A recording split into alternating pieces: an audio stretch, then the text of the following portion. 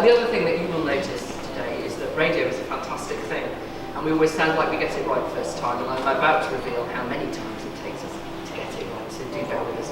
I think we need to be really conscious about what the key messages now coming out of Leave are.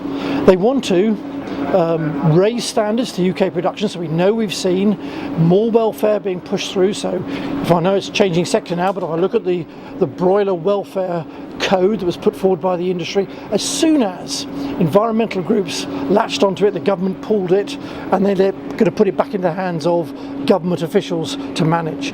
I think we face a double whammy of increased regulation and standards to whether we're producing free-range eggs or whether caged eggs or whatever we're doing, barn eggs, increased regulation in the UK, but opening up our markets to global products. And that's a real challenge, because if Boris Johnson, if Michael Gove is promising people cheap food, farmers are going to pay the price, the environment's going to pay the price, and rural Britain will pay the price as well.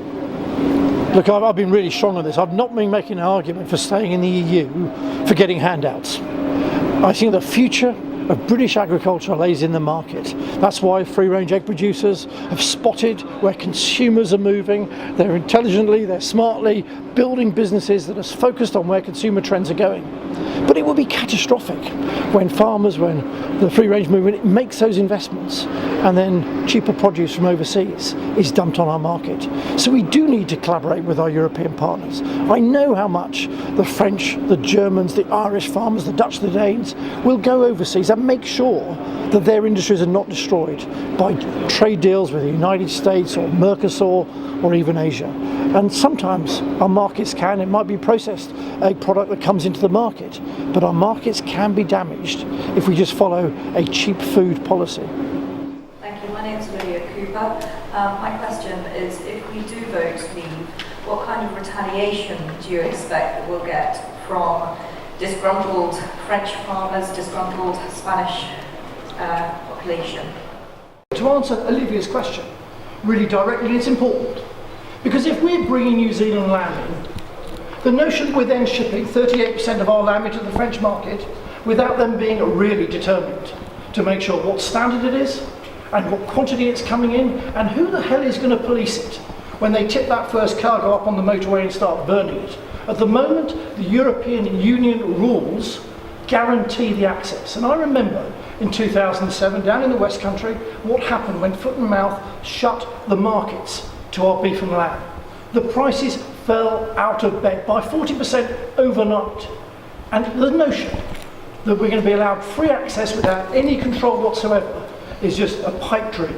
I don't expect retaliation. I expect them to want to fight their corner, particularly if we go down the Michael Gove, Boris Johnson route of bringing in cheap, low standard product from anywhere around the world.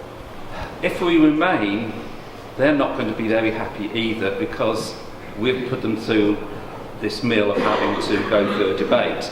And my view is like having a business partner that you've been in business for 40 years and you take each other to court. In the end, you decide to stay together. Unfortunately, we have making that break. And if we stay in, they're going to treat us appallingly. And I think that all our concessions that our Prime Minister got won't happen. And they say we'll have more influence by staying in. We've been there 40 years, we've had very little influence. And it's time for us as farmers to put country and before ourselves and our farm. It's not going to be easy leaving, it's going to be a lot harder staying, because we're going to have less and less influence.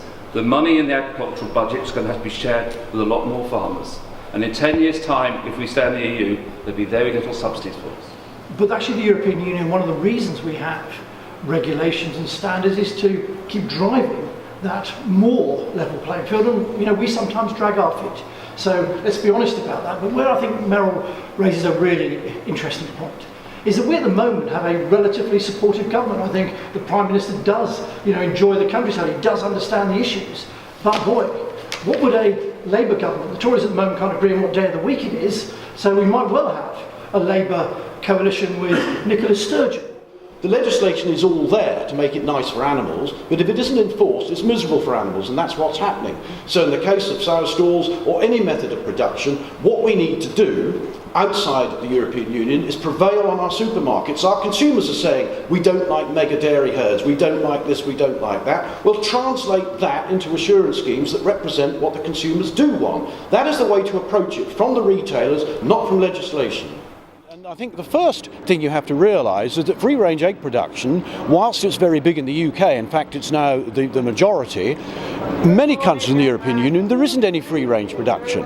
It's a colony-based industry, and so we are being legislated over by people who don't really understand the whole concept of large-scale free-range egg farming. So that's a big problem. The bureaucrats haven't got a free-range unit in mind when they're legislating on egg production.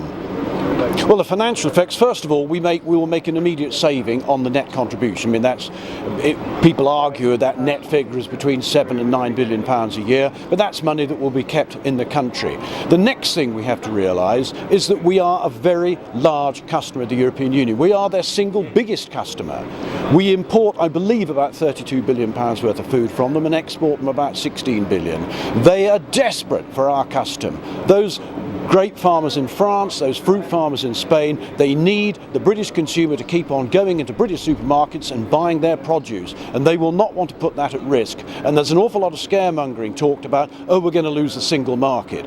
The single market is open actually to all sorts of people. The Chinese sell £300 billion worth of goods into the single market, and they're not part of it. You do not have to pay contributions into the European Union to sell to that single market. You do not have to have free movement of people to sell into that single market. This is some scaremongering that's being put about.